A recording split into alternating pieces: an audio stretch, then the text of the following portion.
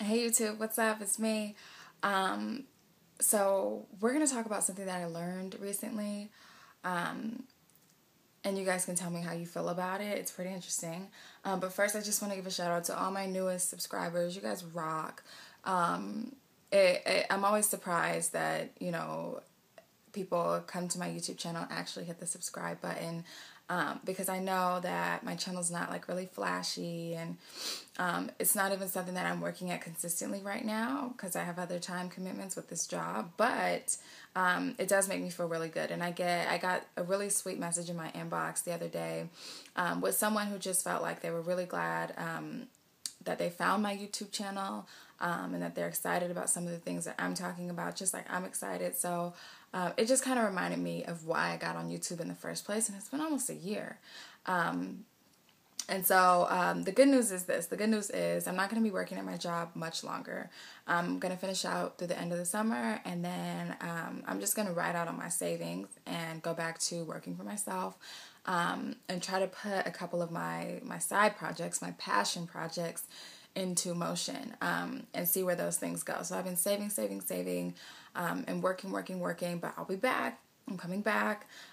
So sit tight if you can. So anyway, here's what I learned.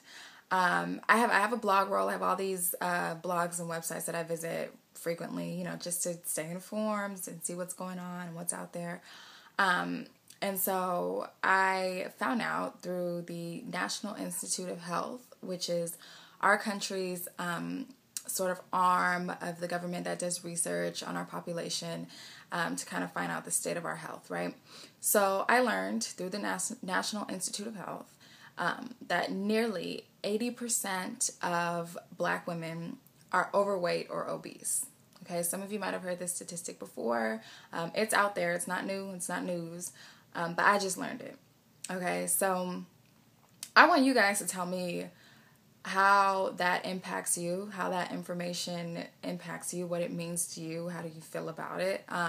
Because I have, my own set of life experiences, and so I'm going to tell you how I feel about it and where I'm coming from, and what it kind of means to me. So 80% of Black women, as they say, are nearly 80% are overweight or obese. Now, here's one thing I do understand, okay?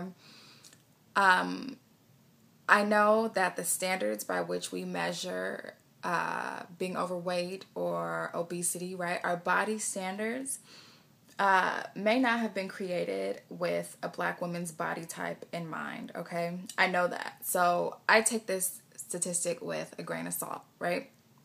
The media would try to play this up and say that we're so pathological, we can't stop eating fried chicken. That's not true. It's very much just possible that, maybe the standards and the scales are not really made with us in mind, and that's okay. You know what I mean? So it's kind of like if, say, Serena Williams went to her doctor, right? If she got on the scale, according to her mass, her body mass, she might be considered obese, right? They probably would tell her to lose 50 pounds, but hello, it's Serena Williams. Like, if 80% of us look like her, we'd be good, So it's kind of something that with this type of information, you have to take it with a grain of salt and kind of understand where it's coming from. So that's that. But here's what I also know, or what I think I know. I think that for Black people in general, and probably especially for Black women, health is not at the top of our list in terms of the things that we value. I think that that's just one of those things that for us, we value, a lot of us, not everybody, right? I'm speaking in general. We value long hair. We value having a nice car, right? There's certain things that we put a premium on. And I just don't think that health is one of those things. And so if someone tells me, well, 80% of Black women are overweight or obese or whatever, I'm not really concerned with whether or not that's true or whether or not that's a fair portrait of who we are as Black women. But I can be honest about the fact that a lot of the Black women I know don't value health. And so that might be what leads us to make these lifestyle choices, right? We have certain habits that keep us from being our healthiest selves. So what do I mean by that? What I mean is we don't have a habit of fellowshipping together and working out, right? That's not something that's common for us, although some of us do it, right? Other lifestyle choices, maybe that could lead to being overweight or obese, as far as the foods we eat and the places that we go when we spend our free time. We're not really active in terms of being outdoors or riding a bike or, rollerblading or walking even. I just don't think that that's something that we do in general, right? I'm being general. Of course, some of us do. So that, I think, is like one side of what could make that statistic a possibility. Why are so many Black women overweight? Well, we're not really that active. We don't really value our health. But the other thing is, it's also a matter of access and what we have access to in our lives. And so what I mean by that is some neighborhoods don't even have grocery stores that sell, fresh produce. Some neighborhoods have liquor stores and gas stations that sell just processed junk, right? So if you have to travel to go and get healthier foods, that might not even be an option for you.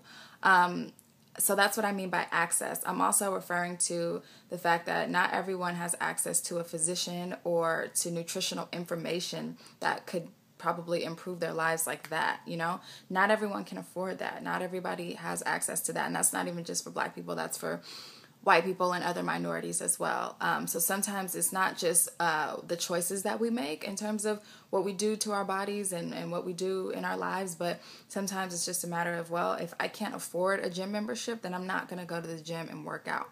If there's no Whole Foods, if there's no Trader Joe's, if there's no Safeway or Kroger or whatever, your local supermarket is, if it's not within walking distance, then that's not what my family's going to eat for dinner. It's cheaper to feed your kids Cheerios and Pop-Tarts for breakfast than it is to feed them, organic eggs and fresh fruit and, yogurt. So that's the other side of it. So it's not really fair to say, oh, well, Black women just don't care, or, we don't want to eat healthy. We want to eat bad foods. That's not really the case. Sometimes it's not really even an option to live a healthier lifestyle. So both those things, I don't really take the statistic personally because, again, you have to be careful of doing that. Your information's coming from a place that's not pure. But at the same time, as far as how I feel like we can do better. And I don't feel that way so that, in 10 years they can, rehash this information and say, well, now it's only 60%. That's not really what it's about. I feel like we can do better because I feel like we deserve better. I feel like we deserve to live long, healthy lives. We deserve to not have to pop pills. We deserve to not, need to go see the doctor every 4 days. We deserve to be mobile and not be limited to a wheelchair or a hospital bed later in our lives, right? That's for anyone. But obviously I want that for myself and for other Black women. So I feel like we deserve that. And people get their panties in a bunch, just as far as, healthcare and Obamacare and what, we do have at our disposal, versus other countries and what they get. And this is the thing. What about self-care? What about holding yourself responsible? If you're not willing to take care of yourself, then, it doesn't really matter how much money the government spends for you to go to the doctor, So, excuse me. So, that's kind of how I feel. You guys tell me how you feel. I don't really care if you identify with those labels, overweight or obese. It doesn't matter. Those are just labels. All that refers to is your body, and how it relates to gravity when you step on a scale, right? It doesn't matter. But you tell me what you think you notice, as patterns in our community. What keeps you, motivated to make healthy lifestyle choices? Or if you don't make those choices consistently, what are some of the factors in your life? Are you a single parent? Do you not have time to cook meals every day? Tell me what it is. And then I kind of want to keep going with this idea because it's interesting to me. So You guys have an awesome day. I'm out of time. Leave me comments, and I'll see you soon.